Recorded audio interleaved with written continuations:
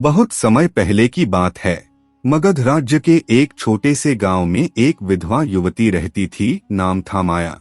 वह सुंदर थी, शांत थी और उसके पति की मृत्यु हुए अभी 2 ही वर्ष बीते थे। उसकी उम्र मात्र 22 वर्ष थी। गांव के कई पुरुष उसे देखते और तरह तरह की बात करते।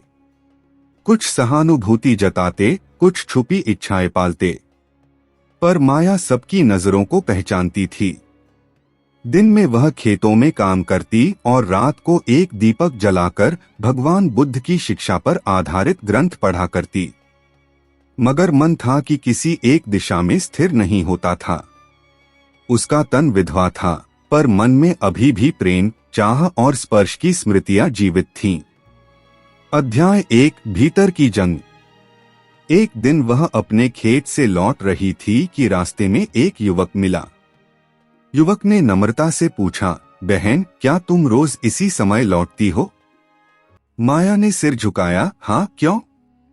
युवक मुस्कराया, ऐसे ही पूछा। तुम्हें देखकर एक बात मन में आई। छोड़ो, जाने दो। माया ने ध्यान से देखा। युवक की आंखों में कोई साधारण बात नहीं थी। एक तीव्र इच्छा थी जो छुपाई नहीं जा रही थी। माया ने कुछ नहीं कहा और आगे बढ़ गई। उस रात माया देर तक सो नहीं सकी। शरीर के भीतर कहीं कोई हलचल सी हुई। उस युवक की आंखों में कुछ था जो मन को विचलित कर गया। क्या यह गलत विचार हैं? उसने सोचा। क्या यह भी कामवासना है? अचानक उसे बुद्ध की एक बात याद आई, वासनाएं तब तक तुम्हारा पीछा नहीं छोड़ती जब तक तुम उन्हें जड़ से नहीं पहचान लेते। अध्याय 2 निर्णय। माया ने अगली सुबह गांव से निकलने का निश्चय किया। पास के नगर श्रावस्ती में भगवान बुद्ध का प्रवास था। वह तय कर चुकी थी कि वह स्वयं जाकर बुद्ध से इस मन के झंझावात का उत्तर मांगेगी। 3 दिन की यात्रा कर वह श्रावस्ती पहुंची। जेतवन विहार में सैकड़ों भिक्षु और भक्त एकत्र थे, लेकिन बुद्ध शांत थे, ध्यान में लीन। तीसरे दिन सुबह का प्रवचन समाप्त होने के बाद माया ने साहस करके पास जाकर कहा, भगवान, मैं एक विधवा युवती हूं। मेरा मन भटक रहा है। कामना मेरे मन में उठती है। क्या मैं पापिनी हूं?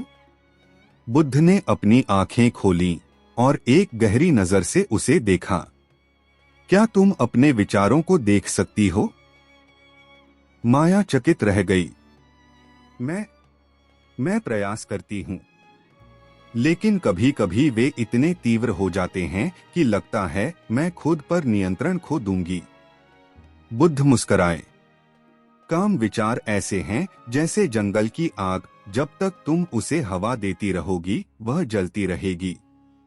लेकिन यदि तुम केवल उसे देखो, उसे स्पर्श न करो, उसे स्वीकार करो, तो वह शांति से बुझ जाती है। अध्याय 3 दृष्टि का परिवर्तन।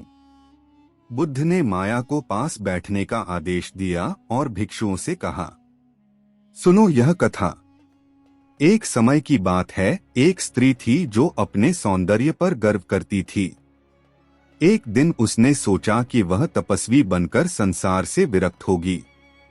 वह एक साधु के पास गई जो तपस्या में लीन था। वह उसके पास गई और बोली, मैं भी तप करना चाहती हूँ, मुझे सिखाइए। साधु ने आंखें खोलीं, लेकिन उस स्त्री को देखकर उसका मन डगमगा गया। उसके भीतर भी एक विचार उठा, यह स्त्री मेरी तपस्या की परीक्षा है। साधु ने कहा, यदि तुम तप करना चाहती हो तो पहले यह बताओ तुम किससे भाग रही हो। स्त्री बोली, अपने भीतर की इच्छा से। साधु मुस्कराया, तो भागने से क्या होगा?